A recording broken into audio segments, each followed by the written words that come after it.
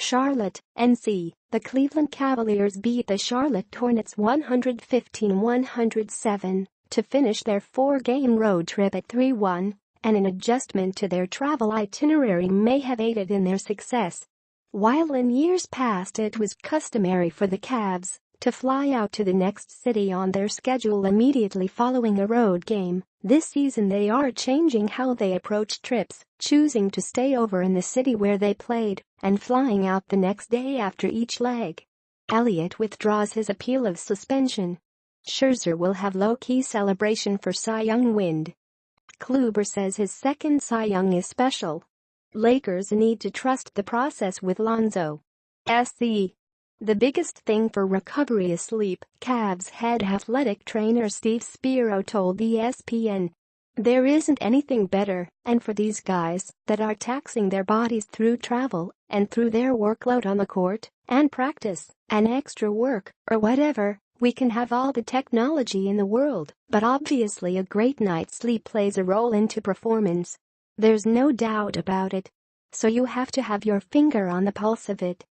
The Cavs started the trip in Houston a week ago, losing 117-113 to the Rockets on Thursday. They stayed the night, traveling to Dallas on Friday afternoon. They beat the Mavericks on Saturday, 111-104, and stayed the night, traveling to New York City on Sunday afternoon. They beat the Knicks on Monday, 104-101, traveling to Charlotte on Tuesday afternoon. LeBron James endorsed the travel adjustment immediately, praising the fact that the team was staying in Houston, even though he admitted all he had planned post-game was dinner back in his hotel room, and echoing the same thought following the Dallas game, even though it meant delaying the team's arrival in New York, the city that never sleeps. "We're old, man," said James, who turns 33 next month. "Whenever we get a chance to stay over for the night this season, we have to do that." Indeed, the Cavs had the oldest roster in the league at the start of the season, with an average age of 30.3 years old. Cavs coach Tyronn Lue said the team mapped out its plan to build in more stayover opportunities when the 2017-18 schedule was released in August. NBA Commissioner Adam Silver moved up the start to the regular season and shortened the preseason to accommodate more time between games until the playoffs begin in mid-April, looking to drastically reduce the number of 4 games in 5-night scenarios as well as the number of back-to-backs that teams play. The Cavs played 13 back-to-backs this season, the fewest in the league. Last season, their 18 back-to-backs were more than any other team played. "That's helped us out," Lue said of the overnight plan. "I think with the schedule, not having as many back-to-backs, especially having back-to-backs on the road, that's really tough. So, having that day in between to get rest and then fly to the next city has been good for us." Jose Calderon, a 13-year veteran, sees a mental benefit that accompanies the physical payoff. "I actually like it," Calderon told ESPN. "You don't have to rush for the checkout time before the game. You just have to worry about the game without thinking about packing your bag or whatever. You're relaxed after the game.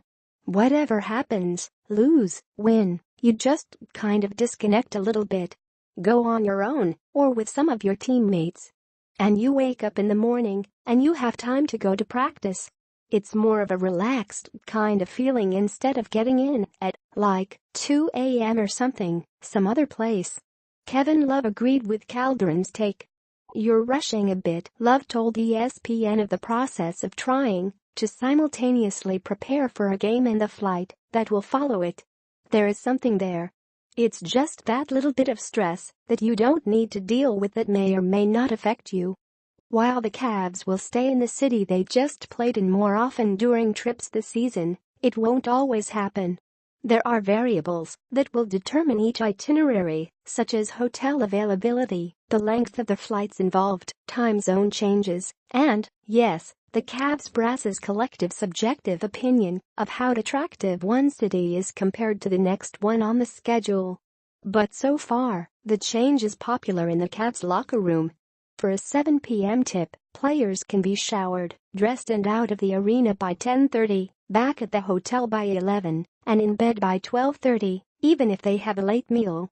Flights the next day are typically around 2 to 3 p.m., which means players can easily sleep in until 9 or 10 the next morning and still have time to get in a workout or medical treatment before bag collection at 12 or 12:30 and the bus to the airport around 1 or 1:15. The way we're traveling, it's not like we're traveling at 9 a.m. the next day, Calderon said. So you got time to really rest and sleep those hours, even if you go out for dinner or whatever after the game. There are still some kinks to the system, however. Love, for instance, would have preferred if the Cavs had left Dallas a few hours earlier Sunday, since they were losing an hour with the time zone change from Central to Eastern on their flight to New York City.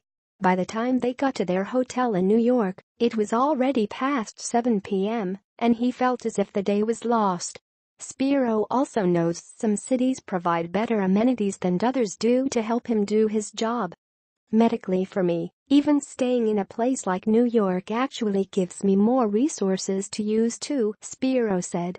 We're obviously in great places a lot of times, and there's plenty of facilities, but sometimes that convenience from a medical side always kind of is a good thing.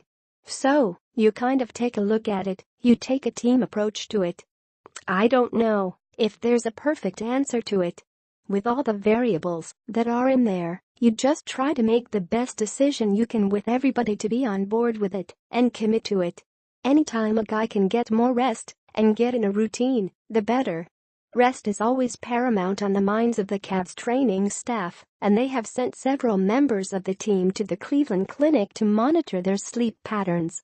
We're starting to work more and more with their sleep center to be able to help guys who may have medical issues or things that can be addressed where you're taking a look at some things, Spiro said. The Cavs hope this will keep their road warriors from becoming so road weary. I don't think the old way was necessarily the wrong way, Spiro said. Much like the way right now, you're just trying to find out what works best for the group that you have and how they best respond. It's a little bit of a different approach than we've done, but I think it's a good one so far.